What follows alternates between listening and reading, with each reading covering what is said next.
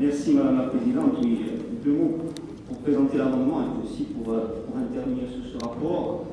Le fait que ce rapport passe en commission permanente et non dans l'hémicycle ne retranche rien au fait qu'il s'agit d'un rapport important pour la réserve de Scandre et pour les politiques environnementales qui sont menées par la collectivité de Corse, qui s'inscrit d'ailleurs dans un certain nombre d'actions qui ont été égrenées ces derniers mois, mais qu'il est bon aussi, je pense, de rappeler et de mettre en cohérence de la délibération de notre Assemblée pour la gestion du site UNESCO,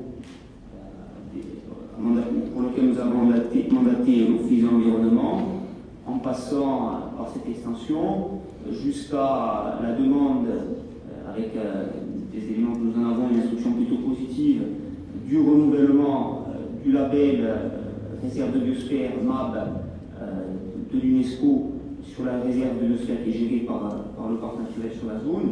C'est vrai que la décision, en tout cas la position prise au niveau de la Convention de Berne a beaucoup fait parler dans les journaux ces derniers temps. Je crois qu'il faut aussi remettre les choses en perspective.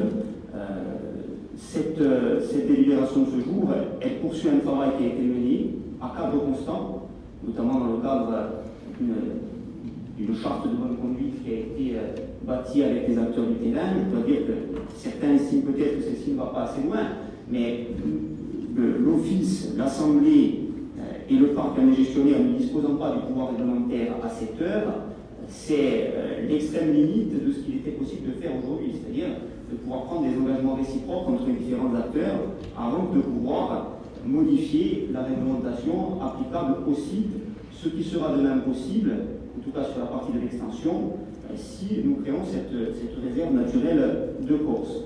Donc je crois qu'il est important de dire aussi, parce que ça a été mis dans le débat, notamment à travers une motion adoptée le 12 juillet par le CNPN à Paris, par le Conseil national de protection de la nature. Celui-ci, s'exprimant sur l'avenir de Scandre, semblait remettre en cause la légitimité de l'Office de l'environnement de la Corse afin de gérer l'extension de cette réserve.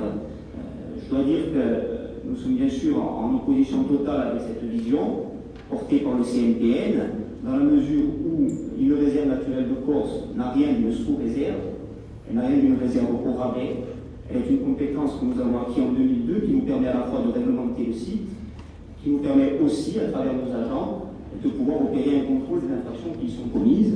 Et je crois que la gestion de la réserve d'Iégo qui est au Nivage atteste aussi de la qualité de la gestion des sites environnementaux dès lors qu'ils sont créés et gérés par les institutions corses.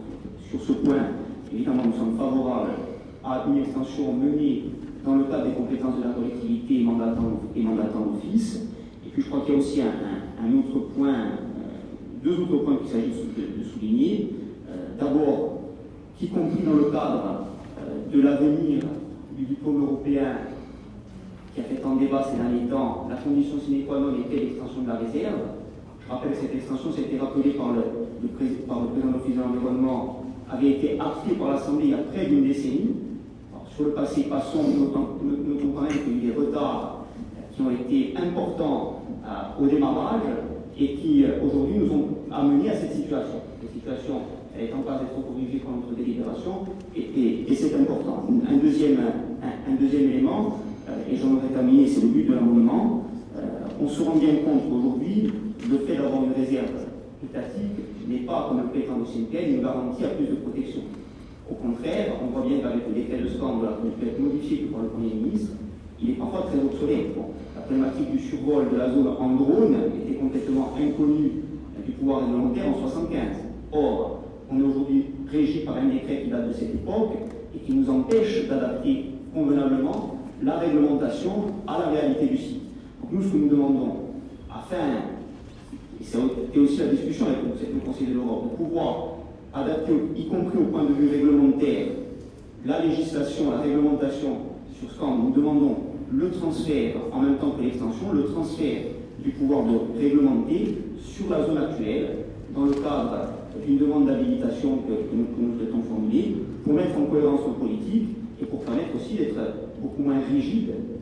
Je vous redis, 75, la réglementation du décret, elle est malheureusement obsolète sur un certain nombre d'éléments et nous ne pouvons pas, par délibération de l'Assemblée de Corse, la modifier. Donc voilà les deux éléments. Il est important d'étendre la réserve parce qu'on a y compris en dehors du périmètre une augmentation des effets de l'homme sur la biodiversité.